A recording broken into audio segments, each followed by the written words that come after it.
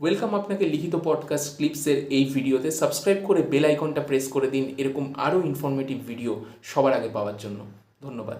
আমি একটা কথা একটু জিজ্ঞেস করতে চাই, মানে ইন আ ডিফারেন্ট ওয়ে। সেটা হচ্ছে যে আহ, আপনার ক্ষেত্রে মানে কি মনে হয়, মানে কেন এতজন প্রিপারেশন নিচ্ছে কিন্তু খুব কমই মানুষ সিলেক্ট হচ্ছে? অবভিয়াসলি সিট কম, সেই জন্যই। বাট আমি বলছি যে আপনার কি মনে হয় যে মানে কোথায় বেশিরভাগ ছেলে মেয়ে আটকে যাচ্ছে এবং কিছু ছেলে মেয়ে সাকসেস পাচ্ছে?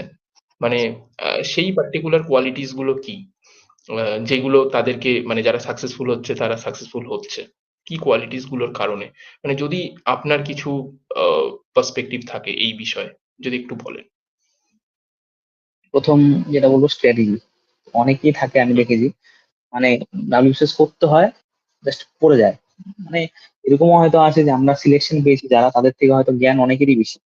এরকম আছে যারা হয়তো হুম। চাকরি পায়নি, তারা হয়তো, হুম। আমরা হয়তো একটা করে বই পড়ছি, তারা হয়তো 10টা করে বই পড়ছে, তাদের জ্ঞানও বেশি, রিটেনশনও করতে পারে, কিন্তু তাদের কি মানে জিনিসটা চ্যানেলাইজ হচ্ছে না। একটা দিকে চ্যানেলাইজ হবে, যেটা আমার মানে 1 ঘন্টার উপর হয়ে গেল আমরা বলছি তো। তুমি বুঝতে পেরেছো যে প্রত্যেকটা জিনিস আমার একটা স্ট্র্যাটেজি ছিল, যে আমি কি একদম। করে পাবো। আর নিজে নিজে করেছিলাম, কিন্তু ওগুলো কেউ দেখায়নি আমাকে। হয়তো ফেলও করতে পারতাম, কিন্তু যাই হোক আমারটা ঠিক করে গেছে। তো এরকম আমারটাই যে করতে পারবো কোনো ব্যাপার না, কিন্তু প্রত্যেকেরই আমার মনে হয় যে স্ট্র্যাটেজি থাকা দরকার আগে, যে কিভাবে কি অ্যাসেস, মানে অবশ্যই ডাব্লিউবিসিএস কে আগে অ্যাসেস করতে হবে। এরকম না যে ডাব্লিউবিসিএস হয়, এই সিলেবাস আমি নিয়ে নেমে গেলাম। সিলেবাসের মতো তোমাকে ডুবে দেখতে হবে যে কোত্থেকে কোশ্চেন করছে, ট্রেন্ড কি, রিসেন্ট কি চলছে, এটা সবকিছু পড়ার দরকার আছে কিনা, কোন জিনিসটা কম পড়লে হবে, কোন জিনিসটা বেশি। এই জিনিসগুলো প্রথমে মানে সিলেক্ট করতে ভুলে যায় অনেকেই।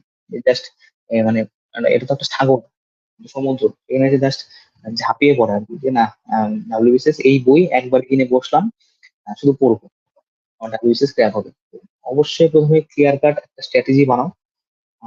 তারপরে যেটা বলবো, যে গোল ঠিক করো। অবশ্যই গোল থাকতে হবে, যেটা ডিমোটিভেশন আসবেই। এই অনেকের ক্ষেত্রেই হয়, পার্সিভারেন্স থাকে না।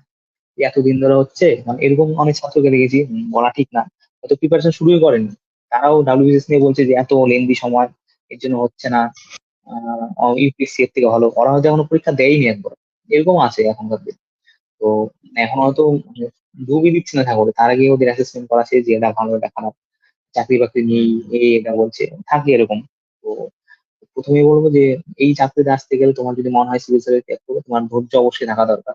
আর যদি বলে অ্যাটিটিউডের প্রবলেম থাকে অনেকে, যে আমার দ্বারা হবে কিনা, আমি এটা দুর্বল, হ্যান ত্যান। ডাব্লিউবিসিএস এ তোমার সবকিছুতে স্ট্রং হওয়ার দরকার নেই। সবকিছুতে অল্প অল্প করে থাকলে তুমি ডাব্লিউবিসিএস পাস করবে। কোনোটা তুমি খুব ভালো পারো, কোনোটা একদমই পারো না, এরকমও চায় না। ডাব্লিউবিসিএস চায় তুমি সবকিছুতে অল্প অল্প করে পারো, যথেষ্ট। আর ওদের পরীক্ষা হচ্ছে কাট অফ যাচ্ছে 1100, নিশ্চয়ই 100% তোমার থেকে যাচ্ছে না, 60%, 65% যাচ্ছে তোমার থেকে। সেটা তুমি গড় দিয়ে তুমি করো সবকিছুতে। অ্যাম্বিশনটা রাখো নিজের মধ্যে, যে কেন হতে চাও সেই জিনিসটা বলে যাও অনেকে। যেটা আমি, আমার এখন জুনিয়র যারা আছে তাদেরকে বলি যে প্রিলি মেন্স নিয়ে সবাই বলে, কিন্তু আমার মনে হয় সবার আগে ইন্টারভিউ নিয়ে প্রিপারেশন নেওয়া উচিত, যে আমি কোন সার্ভিসে যেতে চাই। অনেকেই আছে যে মেন্স পাস করার ভাবে, যে মেন্স পাস করার পরে গিয়ে ভাবে আমি বিডিও হবো, না ডিএসপি হবো, না অ্যাসিস্ট্যান্ট কমিশনার অফ রেভিনিউ হবো। কিন্তু এটা তখন ভাবা জিনিস না। তো যদি প্রথমেই ক্লিয়ার করতো তাহলে হয়তো ইন্টারভিউতে এত ভাবতে হতো না। তা আমি হুম। সবাইকে বলি এখন এই জিনিসটা, যে প্রিলিমিনারি দেওয়ার আগে তোমার ইন্টারভিউ নিয়ে ক্লিয়ার করা উচিত, যে তুমি কোন সার্ভিসের জন্য তুমি নিজে উপযুক্ত। সব সার্ভিস সবার জন্য না। অনেকে এসে সার্ভিস ছেড়ে দিচ্ছে, আমাদেরই কিছু কলিগ আছে হয়তো এক্সিকিউটিভ ছেড়ে এখানে যাচ্ছে, ডিএসপি ছেড়ে ওখানে যাচ্ছে, এগুলো হচ্ছে। তো সেটা আগে হুম। ক্লিয়ার করা দরকার, যে আমি কোন সার্ভিসের জন্য যুক্ত। সেইভাবে তুমি প্রিপারেশন নাও, তাহলে দেখবে তোমার কাছে, তুমি নিজের কাছে ক্লিয়ার থাকবে অন্তত, যে হ্যাঁ কিসের জন্য শুরু করেছিলাম জিনিসটা। তুমি ক্লিয়ার না, হুম।